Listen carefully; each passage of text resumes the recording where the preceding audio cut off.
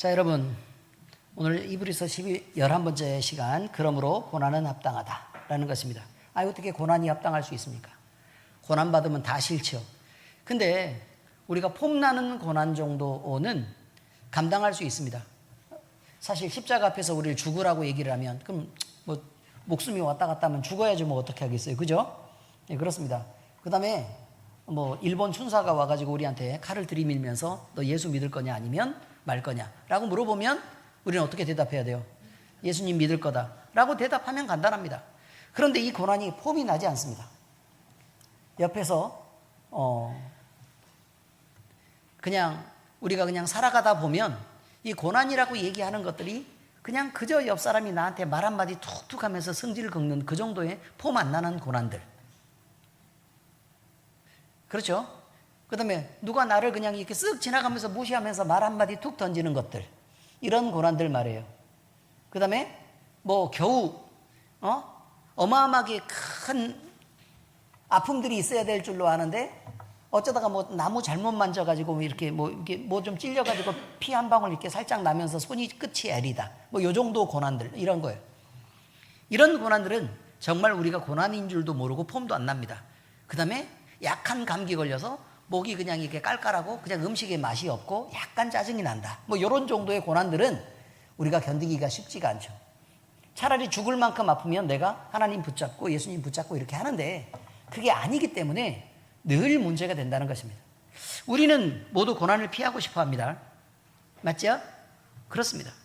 또 고난이 있을 만한 자리에 가다 보면 우리는 그것들을 알아서 그 고난을 이렇게 돌아가는 경향이 있습니다. 예를 들면 우리가 길을 걸어가다가요, 이게 물웅덩이가 이렇게 있습니다. 더러운 흙탕물 물웅덩이가 있으면 돌아가죠.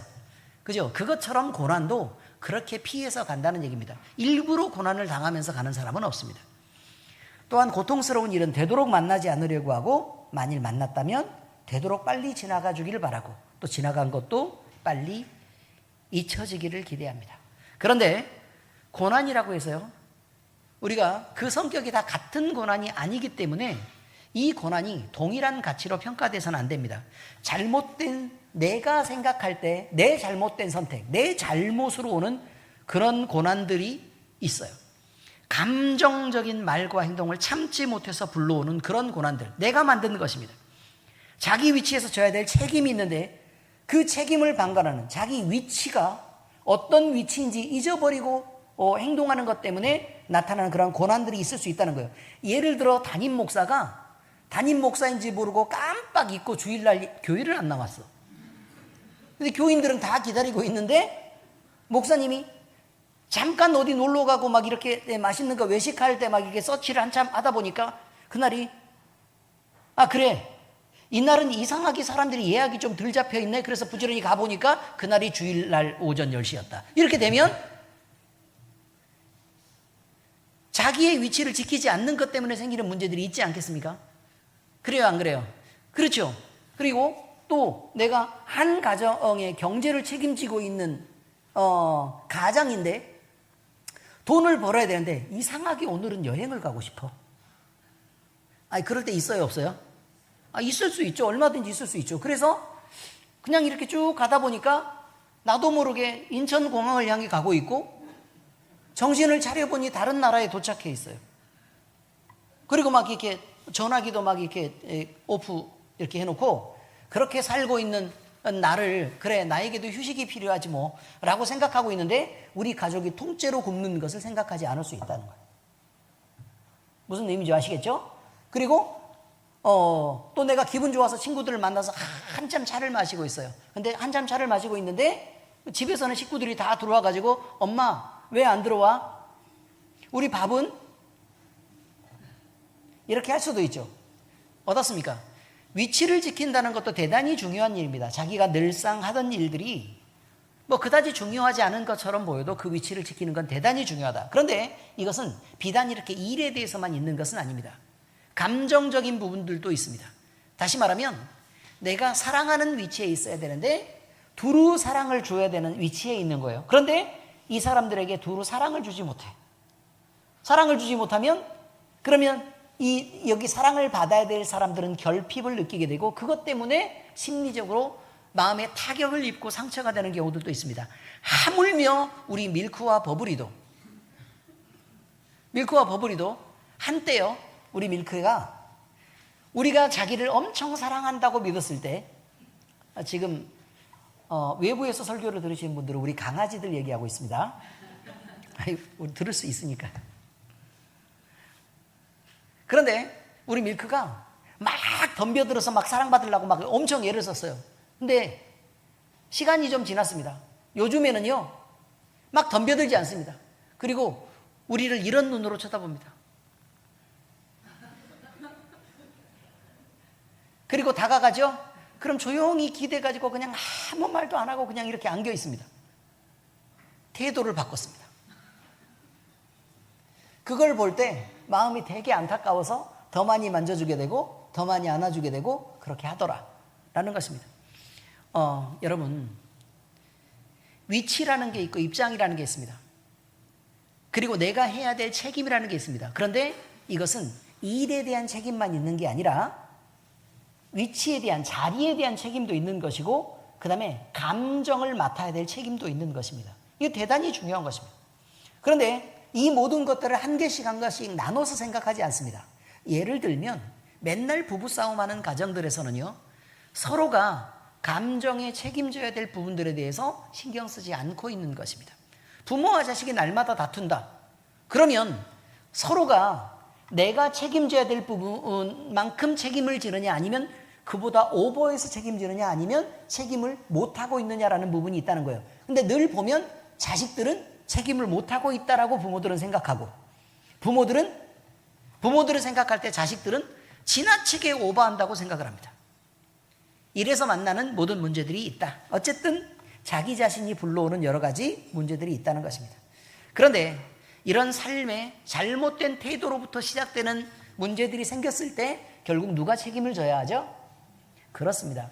내가, 문제를 일으키는 내가 나서고, 문제를 일으키는 내가 달라지고, 문제를 일으킨 내가 그 일을 맡아서 해결을 해야 되는 부분이 있다는 것입니다. 잘못한 사람들, 또 고난이 다가오면, 어떤 문제가 생기면 그 누구도 그것을 대신해 줄 수 없습니다. 중재를 바라지만 결국은 자기 자신이 나서서 해결해야 될 문제를 우리가 만나고 있다라고 스스로 인정하고 또 그 매듭을 풀어야만 회복이 시작되는 그런 고난들이 있다라는 것이죠. 자, 여기까지 이 설교하면 오늘 설교할 내용을 거의 다 했다, 이렇게 말할 수 있습니다. 그런데 이제 우리가 그리스도인으로 살잖아요. 반대의 고난도 있습니다. 의롭게 살았습니다. 그런데 억울하게 받는 고난도 있습니다. 착한 일을 했습니다. 그런데 질투를 받습니다. 옳은 일을 했습니다. 그런데 반대쪽 사람들의 미움을 받습니다. 아무 잘못도 없고 선을 행했는데도 불구하고 누군가의 질투나 미움, 오해 때문에 손가락질을 당하는 일도 있고, 외면을 받는 일도 있고, 왕따를 당하는 일이 있어서 그 억울한 자리에 서는 경우가 있다고 얘기하고 있습니다. 성경에서 다니엘은 어떻습니까? 기도했던 것 때문에 감옥에 갇히고 사자굴에 던져지기도 하고, 요셉은 정직하고 거짓말을 하고 유혹에 빠지지 않았다는 것 때문에, 그러면 오히려 보디발이 지금 어떻게 해야 돼요? 아내가 만약에 유혹할 때 그러면 요셉이 넘어가 줬어야 돼요, 그러면? 그래서 자기 아내랑 무슨 잠이라도 자야 되나? 그래야 벌을 안 주나? 그거 아니잖아요. 그걸 지켜줬던 것들 때문에 보디발에게 어쨌든 갇히게 되는 그런 신세가 돼서 그런 억울함을 당하는 경우들도 있었다고 지금 얘기합니다.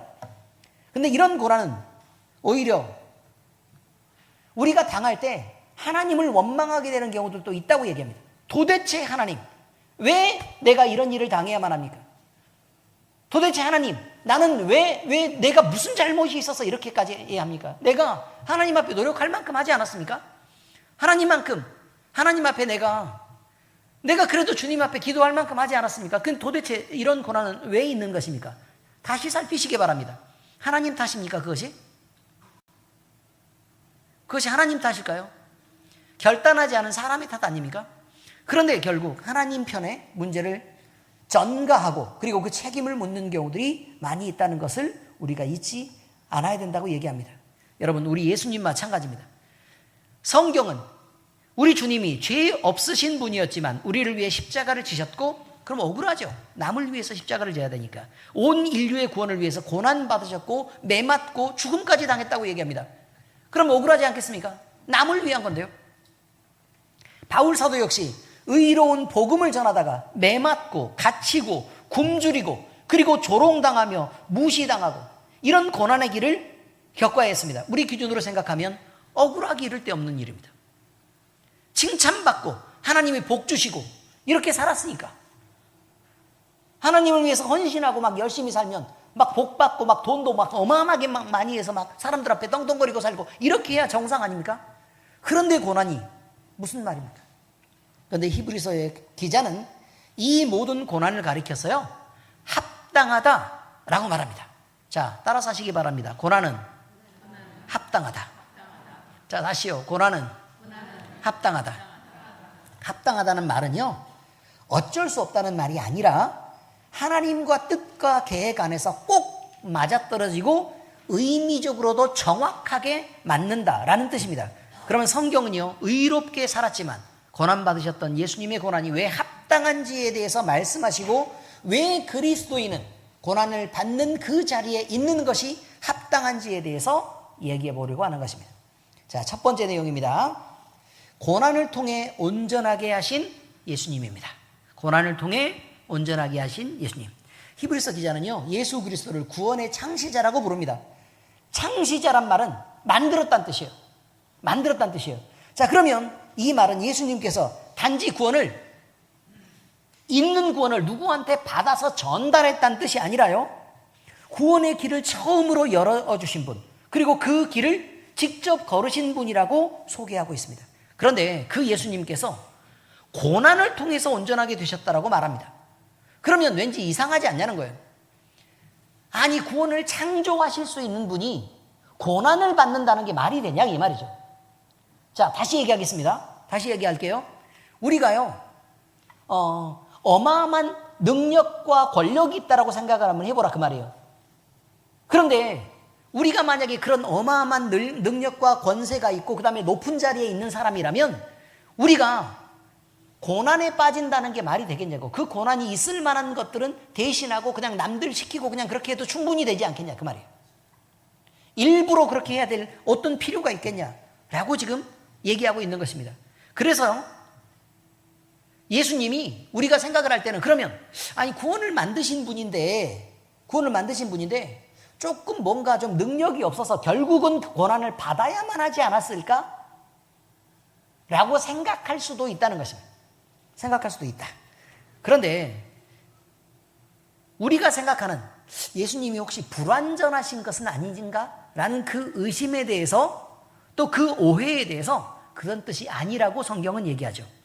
예수님은 원래 죄가 없으셨다. 그리고 처음부터 완전한 분이셨다. 이렇게 소개합니다. 그리고 여기서 말하는 온전하게 하셨다라는 표현은 하나님의 섭리 가운데서 진행해오던 구속의 사명을 비로소 완성하셨다라는 뜻이 됩니다. 자, 그러면 고난을 통해 온전하게 하셨다라는 뜻은 무엇이 돼요? 자, 우리가 온전하게 하셨다라는 말은 원이 지금 이렇게 있다. 우리가 이런 생각을 해봐요. 원이 이렇게 있어요. 그런데 원에 이만한 작은 조각들이 있단 말이에요. 피자를 쪼개놓은 것과 똑같아요. 피자를 쪼개놓은 것과. 그러면 한 조각 한 조각 한 조각 한 조각 맞춰보면 그 조각이 비어있을 때가 있겠죠. 그죠? 그럼 마지막 한 피스를 이렇게 딱 쪼개서 이렇게 거기다가 딱 집어넣으면 원이 완전히 딱 맞춰지잖아요. 그죠? 그러니까 그렇게 하셨다는 말로 온전하게 하셨다는 뜻이지, 불완했는데 완전하게 됐다는 뜻이 아니라 그 말이에요. 완전한 주님이 구원을 완성하기 위해서 고난의 퍼즐들을 다 맞춰서 자기가 고난을 당하시는 것까지 끼워 넣어서 구원을 완성하셨다, 이런 표현을 하고 있는 거다, 그 말이에요. 그러니까 그 고난이 자기의 역할로 하나님이 그 한 피스를 넣어놓고 있는 거다라는 표현을 하고 있는 것입니다. 대충 그림으로는 이해가 잘 가시죠? 네, 그렇습니다. 그런데 이것이 의미적으로는 어떤 거냐? 사람이 아무리 원을 이렇게 맞춰서 피자의 여러 가지 조각을 다 맞춰봐도 구원이라는 게 완성되지 않더라, 그 말입니다. 그런데 왜 그게 안 되냐? 성경을 보니까 사람은 죄인인데 죄인이 어떻게 죄인을 구원하냐? 이런 거예요. 그 다음에 두 번째, 사람의 가치에 대해서 얘기하는 거예요. 사람은 그냥 죽어도 아무 의미도 없는데 그런 사람이 희생했다고 모든 사람을 구원한다는 게 말이 되냐? 그럴 만한 가치도 없지 않냐? 라고 성경은 얘기해요. 자, 첫 번째는 무엇을 얘기했다고요? 죄가 있는 사람이 어떻게 죄인을 구원하냐? 라는 부분에 대한 것이 첫 번째, 자격에 대한 문제라 그 말이에요. 그 다음에 두 번째는 뭐냐면 가치에 대한 문제예요.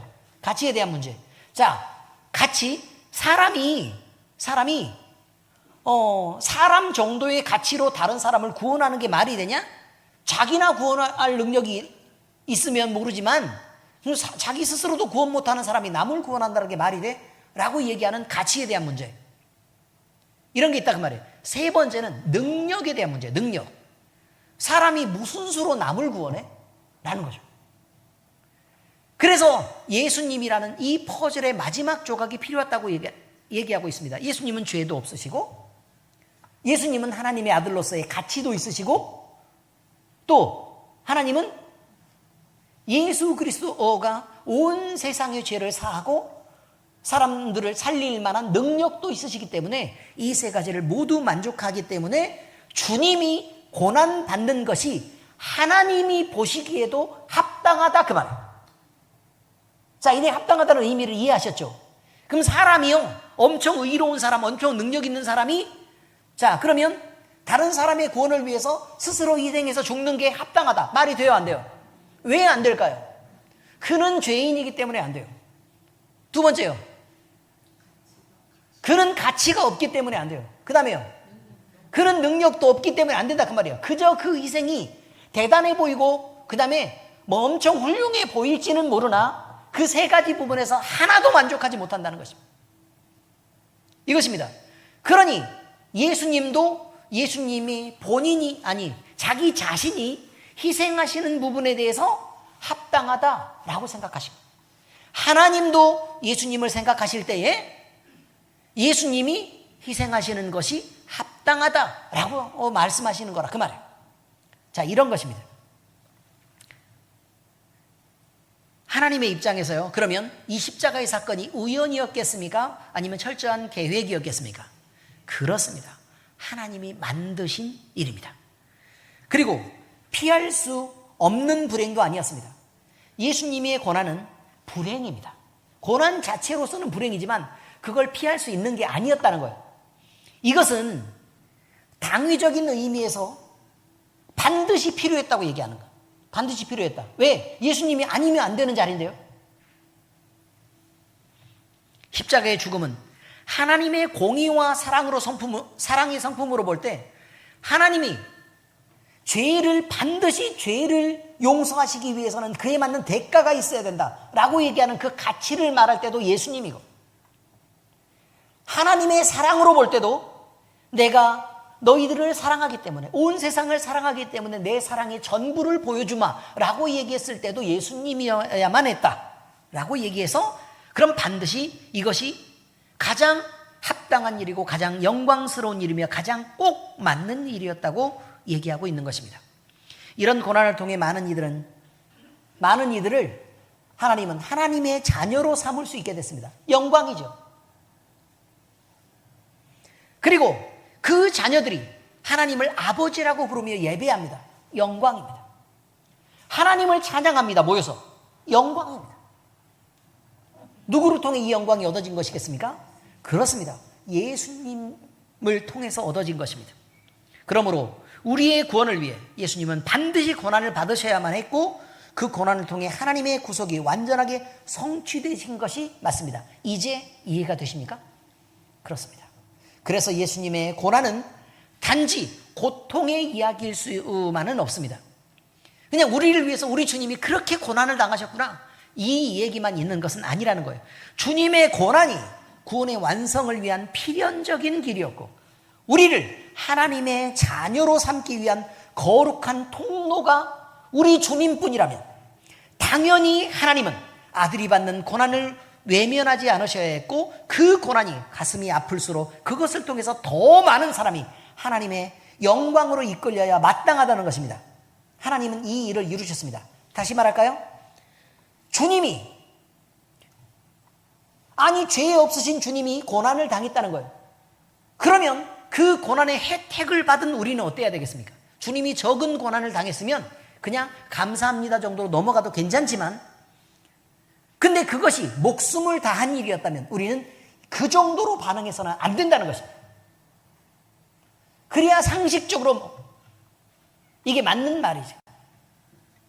예수님은 고난을 순종으로 받아들이며 피하지 않으셨고 우리를 위한 사랑으로 그 길을 걸어내셨습니다. 그래서 그 길이야말로 하나님께서 합당하다라고 하신 것입니다. 두 번째 이야기입니다. 많은 아들들을 영광으로 이끄시는 계획이 있었다. 이거야.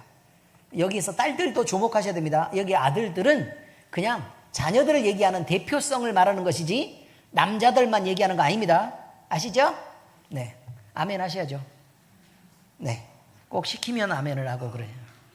자, 히브리서의 기자는요, 예수님의 고난을 설명하면서 그것이 단지 한 사람의 고난, 그러니까 예수님 한 분에게만 있고 한 분에게만 영향을 미치는 단 한 분의 고난이라고 말하지 않습니다. 많은 아들들을 영광에 들어가게 하시는 일이라고 말합니다. 예수님의 고난은 혼자서 당하신 외로운 고통이 아니라 우리 모두를 위한 구원의 통로였다는 것입니다.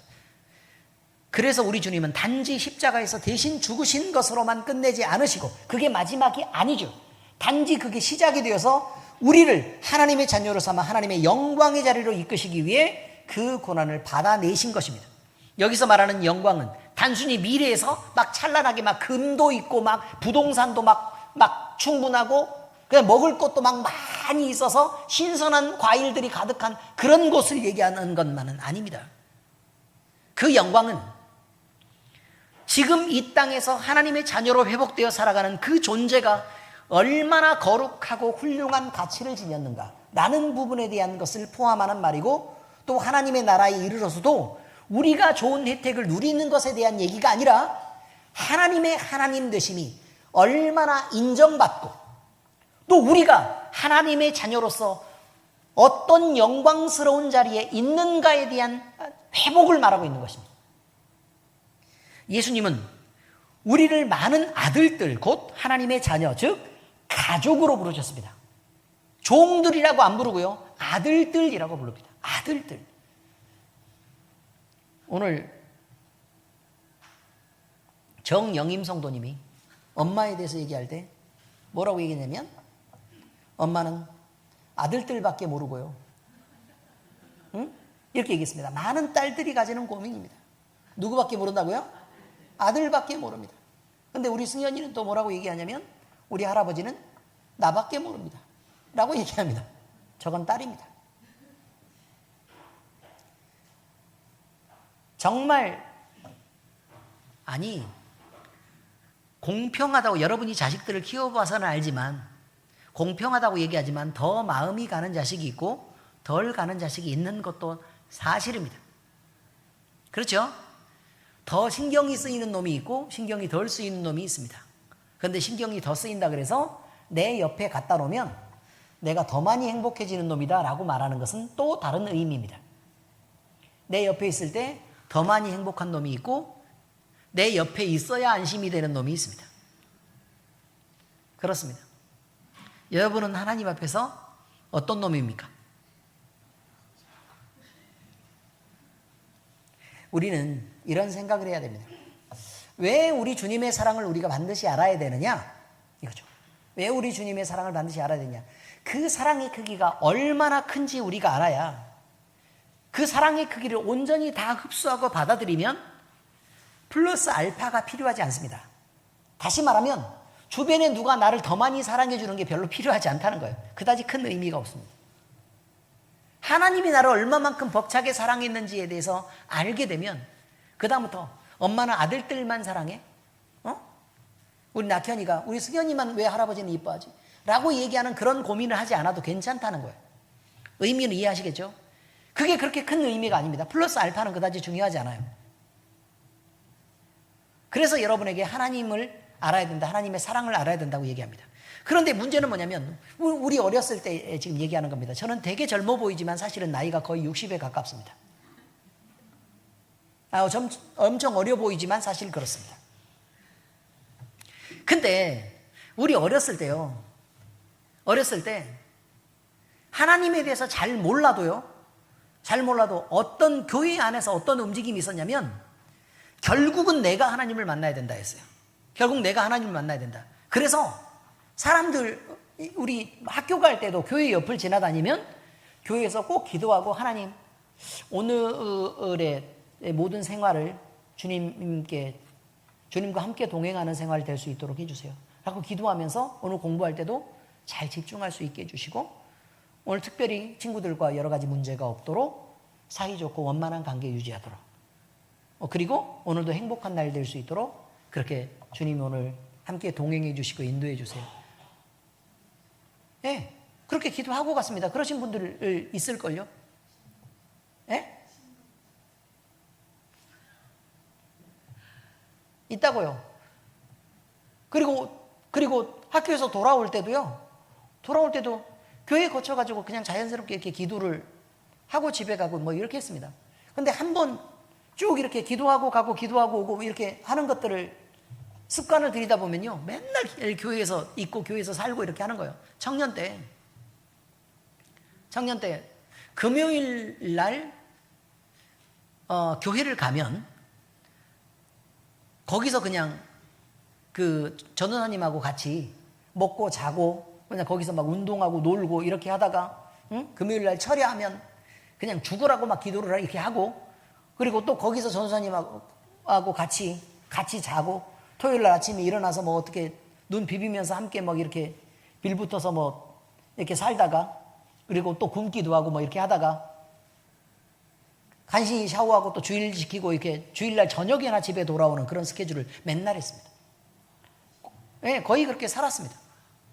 근데요, 그러면서 우리가 느꼈던 게 뭐냐면, 내가 하나님을 만나야 되겠다 이런 생각이 드는 거예요. 남들이 막 기도하다가 막 방언이라도 받았다 이런 얘기를 들으면 막 마음이 막 미치는 거죠. 나도 받고 싶은데, 나도 하나님 만나고 싶은데, 누가 하나님 뭐 이렇게 경험을 했다는 얘기를 듣고 누가 마음에 감동됐다 그러면 못 견디는 거예요. 그래가지고 사람들 막 다 있을 때는 막 재밌게 놀고, 그러다가 사람들 다 없고 지나가면 막 강대상 앞에 엎드려서 막 몇 시간이고 큰 소리로 막 부르짖고 소리 지르면서 막 기도하고 이랬던 경험들이 굉장히 많이 있습니다. 찬송을 부르면서 손뼉을 많이 쳐가지고요, 여기 손금 있는 데가 찢어져가지고 막 피가 줄줄 흐르고 이런 적도 있고. 근데 모르고 그렇게 했었다는 거예요. 그리고 또 우리 전도사님은요, 얼마나 하나님 앞에서 이렇게 붙잡고 얼마나 막 주님을 부르면서 이렇게 했는데 나중에 이게 손이 안 빠지는 거예요. 이게 보니까 뼈에 금이 2개 나갔어.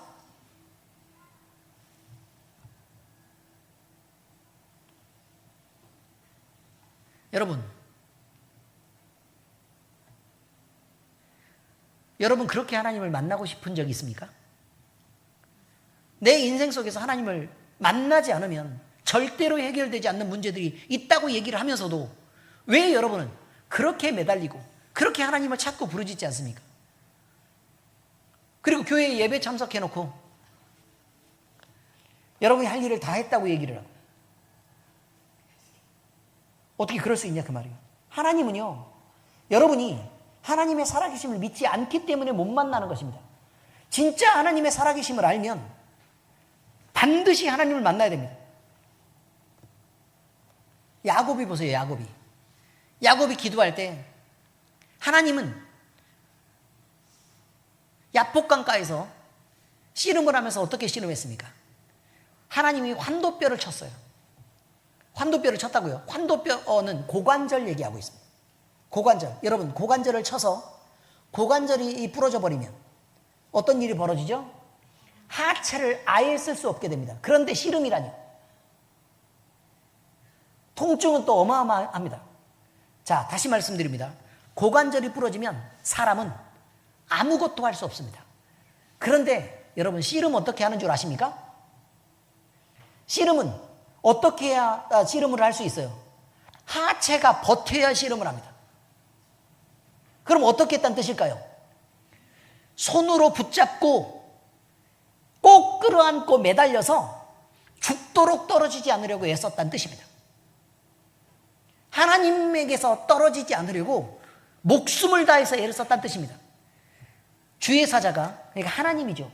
하나님이 새벽이 될 때까지 계속 그 야곱과 함께 씨름을 하면서 환도뼈를 쳤는데도 불구하고 그 매달리는 그놈을 붙잡고 밤새 씨름을 해줍니다. 사실은 여러분, 환도뼈 부러진 사람하고 씨름하면 누가 이겨요? 애들도 그냥 이길 수 있습니다. 하나님이 져줬다는 뜻입니다. 그렇게 매달리니까 매달리도록 두었다는 뜻이에요. 그리고 나서 뭘 하셨느냐?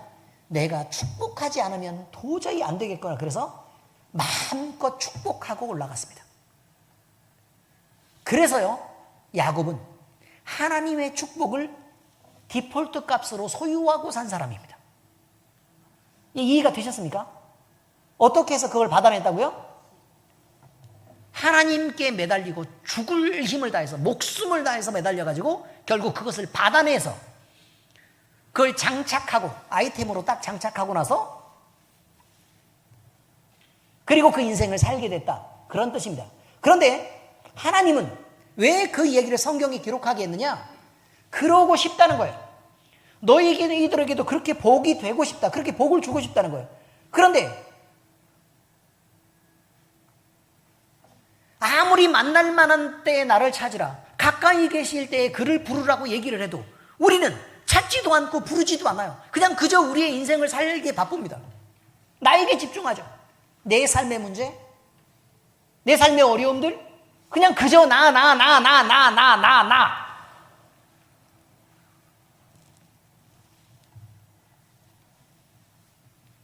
하나님을 만나셔야 됩니다. 이게 중요합니다. 아멘? 다시요. 하나님을 만나셔야 됩니다. 그래서 교회에 와서 정말 목숨을 다해서 부르짖는 사람들이 존재해야 되고, 교회에 와서 피가 터지는 사람들이 존재해야 됩니다. 그래야 하나님이 그를 만나주시고 그 증거를 통해서 내가 바뀌고 내 삶이 바뀌고 내 인생의 전환점이 만들어지는 것입니다. 안 하는 것은, 이런 하나님이 계시는 걸 알고도 안 하는 것은 그를 믿지 않는다는 뜻입니다. 맞지 않습니까? 아니, 그게 확실하면 왜 안 하겠어요? 여러분 1,000만 원짜리 복권이 있다고 생각을 한번 해보시기 바랍니다.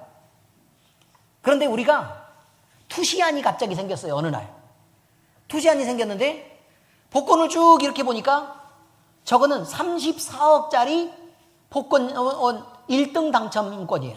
이제 이해가 되셨죠? 근데 이거 복권 하나에 1,000만 원이에요. 근데 내가 가진 돈이 100만 원밖에 없어. 어떻게 하시겠어요? 어떻게 하세요? 에이, 무슨 복권을 돈 빌려가지고 사겠어요. 내가 투시안이 있긴 있지만 어떻겠습니까? 여러분이 그래도 돼요? 말씀을 하시라고요. 어떻게 하시겠어요? 일단 사채라도 빌려야죠. 그렇지 않습니까? 조직깡패의 사채, 간을 맡겨서라도 그걸 빌려야 돼요. 왜냐하면 1등이 확실한데. 그렇지 않습니까? 신장 2개나 있다, 그거 어디다 쓰겠어요, 그걸?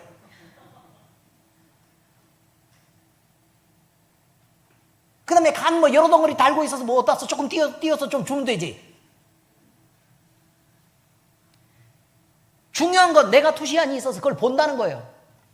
그게 확실히 알아. 그럼 어떻게 한다고요?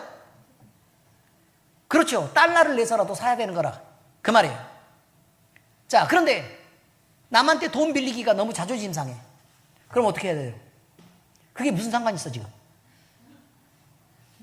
자존심이 필요 없는 상황이라는 게 있다고요. 여러분, 기도할 때도 마찬가지예요. 무슨 자존심이 그렇게 있는 건데요? 하나님을 만나는 일에. 그래, 자존심 강한 여러분은 하나님 못 만나고 옆 사람이 하나님 만나가지고 막 이렇게 살면 좋겠어요? 그만큼 양보해도 괜찮나? 그렇지 않다고 지금 얘기하는 거예요. 반드시 우리가 필요한 순간에도 하나님 앞에 매달리지 않는 것은 뭐 때문이다? 안 믿기 때문이다. 그게 확실하다 이 말이에요. 믿는다고 거짓말하기 때문이다. 바로 이런 것입니다. 여러분,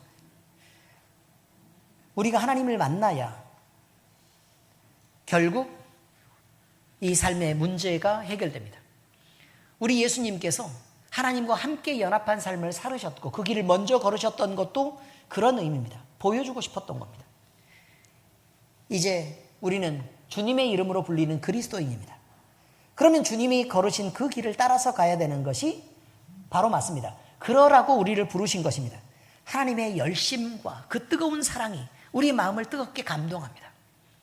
우리는 주님의 마음으로 그러면 고난을 만나더라도 고난을 주님의 마음으로 대할 수 있게 됩니다. 그리고 그것은 무거운 형벌이 돼서 압박해오는 고난이 아니라 그 고난 뒤편에 있는 영광들을 보는 것입니다. 우리가 돈을 빌리는 그 수치를 감내하고서라도 1등짜리를 바라보는 것처럼 하나님의 영광에 참여하는 그것으로 고난을 받아들이게 된다는 뜻입니다. 고난을 통해 우리는 사랑하는 주님을 더욱더 닮아가게 되고 우리의 믿음도 순결한 정금으로 연단되어 가며 하나님의 자녀라는 정체성을 점점 회복하면서 살아갈 수 있는 것입니다. 하나님의 영광에 이른다는 이 말씀은 우리에게는 큰 위로이지만 고난을 통해서 그 뒤편에 있는 영광을 우리는 얻어야 된다는 말을 한다는 것은 우리에게 도전이 아닐 수 없습니다. 자꾸 우리한테 성질이 나 죽을 것 같은데 참으라고 얘기합니다. 내가 너무 무시당해서 자존심 상해가지고 한번 싸우고 싶은데 견디라고 얘기합니다. 내가 막 뭐라도 사서 막 나를 위로하고 싶어요. 응? 홈쇼핑에서는 내 위로 리스트가 잔뜩 들어있어. 보면 이거 쭉 지르면서 이렇게 내가 그렇게 나를 좀 위로하면서 좀 이렇게 살고 싶은데 하나님은 그러지 말라고 얘기합니다. 그것마저도 고난이에요. 참는 것, 못하게 하는 것. 왜 난 돈을 쓰고 싶은데 못 쓰게 하지? 그런데 여러분, 그래야, 견뎌야 뒷날이 있습니다. 견뎌야 다음 언덕 넘어가 있다는 거예요. 산도 넘어야 그 뒤편이 있는 것입니다. 왜 많이 살아보고 나서도 그렇게 모르십니까? 우리가 하나님이 주신 고난을 견딘다는 것은 우리 예수님을 따르고 있다는 분명한 증거입니다. 그리고 하나님께서 우리를 영광으로 이끌고 계시는 사랑의 손길 안에 존재한다는 확신입니다. 왜? 우리 스스로 그냥 고난당하도록 그냥 내버려 두지 않습니다. 주님은 언제나 우리와 함께 하시기 때문에 그렇습니다. 그러므로 우리의 고난은 죄인들이 당하는 의미 없는 고통, 잘못 때문에 당하는 고통들이 아니기를 바랍니다. 오히려 잘하고도 당하는 고난, 오히려 우리가 억울하게 당하는 고난, 그런 고난이야지 의미가 있지. 내가 잘못한 것으로 내가 벌 받는 고난이면 그럼 여러분 시원하겠습니까? 근데 나는 왜 잘못도 없는데 주님 고난 받아야 되나요? 그럼 잘못하고 고난 받으면 되겠네. 그래요, 안 그래요? 그걸 원하지 않으신다면 우리가 주님을 닮은 고난을 받으시길 바랍니다. 그래서 주님과 함께 영광을 받으시길 바랍니다. 오늘 우리가 걷는 이 길이 예수님과 함께 가는 길이어야 되며 이것이 고난일지라도 반드시 영광으로 연결되는 길이라는 것을 잊지 마시기 바랍니다. 우리의 고난은 이렇게 열매가 있습니다. 자, 삶의 적용입니다. 고난을 통해 완성되어가는 우리가 있습니다. 히브리서 기자는 예수님의 고난을 통해서 우리의 구원이 완성될 뿐 아니라 지금도 그 고난을 따르는 모든 자들을 영광으로 이끌어 가고 계시고 또 함께 온전하게 만드는 과정 중에 있다고 선포합니다. 이것이 성화입니다. 성화. 예수님을 닮아가는 것. 예수님의 고난은 과거에 끝난 사건이 아니라 지금 이 땅을 살아가는 우리에게도 여전히 영향을 미치는 고난이고 그 고난을 지나 믿음의 길을 걷는 우리를 완성으로 이끄는 주님을 닮은 영광으로 완성되는 능력인 것입니다. 그런데 고난받는 일은 결코 쉽지 않습니다. 고난은 하나님이 우리를 더 귀하게 자라도록 다루시는 시간인데, 우리의 믿음을 다듬어 가시는 그 연단의 도구인 그 고난을 우리가 그냥 만만하게 감당하기 어렵다는 것입니다. 베드로 사도는 믿음의 고난을 이렇게 찬양합니다. 베드로전서 1장 7절입니다. 같이 읽겠습니다. 시작.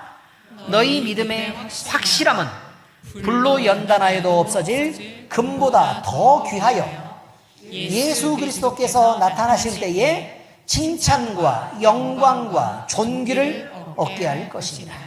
그렇습니다.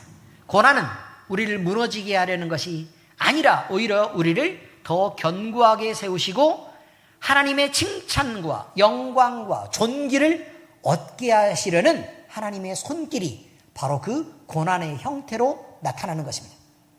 아니, 이 일을 해야 봉급을 받는 거 아닙니까? 그렇죠? 이 일을 해야 봉급을 받는 것입니다. 그럼 우리가 살아갈 때 주님 앞에 받는 그 고난을 통해서 우리가 그리스도인의 삶을 살아야 하나님의 공의가 칭찬받을 만한 자에게 칭찬을 주시는 거 아니겠냐, 그 말이에요.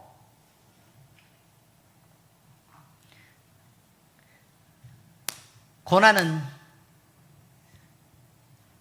우리가 견딜 수 있는 이유가 있습니다. 그것은 고난의 길을 우리 주님이 우리와 늘 함께 가시기 때문이고, 먼저 주님이 그 길을 가신 것을 보여주셨고, 또 고난을 당하는 중에도 성령 하나님이 우리 마음속에 오셔서 그 길을 함께 계시고 있기 때문에 우리는 혼자일 수 없기 때문입니다. 고난은 외로울 때 힘든 것입니다. 근데 고난은 함께 걸으면요, 그게 오히려 더 의지가 되고 힘이 됩니다. 고난은 우리로 하여금 주님을 더욱 의지하게 합니다. 그리고 말씀을 붙잡게 합니다. 기도할 때에 고난이 있어야 눈물도 나오는 것입니다. 고난이 있어야 부르짖는 것입니다. 그래서 교회를 한 몸으로 알고 느끼도록 만드는 훈련의 시간들도 고난을 통해서 오는 것입니다. 그러므로 이 모든 과정을 통해 하나님 우리를 완성된 그리스도인으로 자라게 하도록 세워가고 계시는 것을 확인하시기 바랍니다. 예수님은 구원의 창시자일 뿐만 아니라 우리의 믿음을 온전하게 하시는 이시기도 합니다. 히브리서 12장 2절입니다. 시작. 믿음의 주요 또 온전하게 하시는 이인 예수를 바라보자. 이 말은 지금도 주님이 우리를 붙들고 다듬고 이끌고 계시다는 뜻입니다. 고난을 단지 참고만 계십니까? 그냥 견디고만 계십니까? 왜 그 성장의 동력으로 삼지 못합니까? 그러면 안 됩니다. 고난이 있을수록 주님을 더욱 알아가는 시간으로 삼아야 합니다. 고난이 있을수록 주님께 더 부르짖어야 됩니다. 고난이 있으면 무릎을 꿇고 하나님 앞에서 피를 토하도록 소리를 지르면서 기도할 줄 알아야 된다는 뜻입니다. 우리가 고난을 피할 수 없을 때 우리와 함께 계시는 주님을 느끼고 만나는 그 경험을 하게 되는데, 그 경험이야말로 놀라운 위로요 능력이 됩니다. 아, 주님만 함께 계시면 되는구나 라는 걸 그때 확인한다는 거예요. 그러면 고난은 그다지 큰 의미가 아닙니다. 고난이 있어야 주님을 보며 믿음이 완성됩니다. 고난이 있어야 서로를 위하고 사랑이 깊어집니다. 우리가 경제가 만약에 막 엄청 어려운 때예요. 우리나라가 엄청 못 살았을 때는 가족들이 되게 끈끈했습니다. 가족관계가 서로를 위하고 애썼습니다. 특히 형제 간에 우애가 깊었습니다. 그런데 우리나라가 엄청 잘 살게 됐습니다. 돈이 많이 있습니다. 돈을 가졌더니 어떤 일이 생기냐면, 혹시 형제가 나에게 돈을 부탁할까 봐 두렵습니다. 그래서 조금씩 거리를 두고 네 일은 네가 알아서 하고 내 일은 내가 알아서 해야지 라는 생각이 먼저 듭니다. 그렇지 않았습니까? 맞죠? 한마디로 돈이 많아지니까 우애가 사라졌다는 뜻이 됩니다. 여러분, 어려울 때에 사랑도 깊어지는 것입니다. 어려울 때 위로할 능력도 생기고, 어려울 때 우리가 편하게 위로할 수 있게 됩니다. 그런데 부자죠? 늘 행복하죠? 그럼 내 거 뺏길까 봐 두려운 거예요. 고난이 있어야 우리가 만날 영광의 날을 바라는 진짜 소망도 싹 튼다는 것을 믿으시기 바랍니다. 그러므로 오늘 우리가 겪는 고난은 헛된 것이 아닙니다. 주님의 고난에 동참하며 그 영광을 바라보는 우리는 결국 주님 안에서 온전히 세워지는 그날을 기대하고 그날은 반드시 오고야 말 것입니다. 사랑하는 엘린교회 성도 여러분, 우리는 누구나 고난을 피하고 싶어 합니다. 그러나 하나님은 예수님의 고난을 통해 구원을 이루셨고 그 고난을 합당하다고 하셨습니다. 그리고 지금도 우리를 예수님처럼 하나님의 자녀답게 빚어가시는 그 여정 속에 불로 연단한 정금으로 완성되도록 고난을 사용하고 계십니다. 그러므로 고난 중에 계신 여러분, 우리가 지금 고난을 겪는다고 해서 버림받은 것이 아니라는 사실을 기억하시기 바랍니다.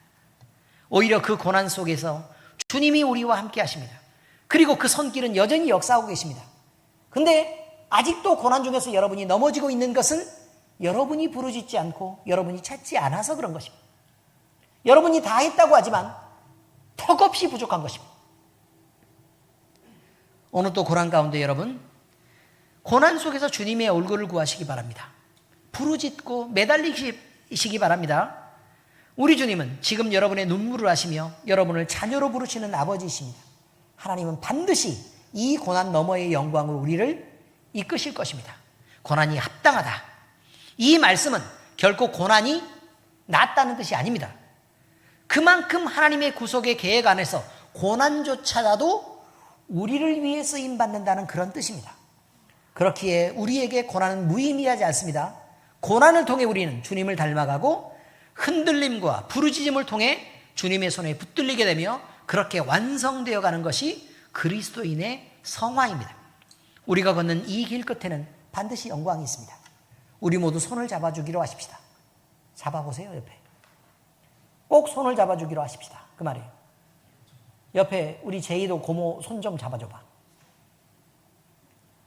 어때요? 옆에 있으니까 좋죠? 그렇지 않습니까? 어려움이 없었다면 이런 소중함도 느끼지 못했을 것입니다. 다시 말씀드립니다. 우리 모두 손을 잡아주기로 하십시다.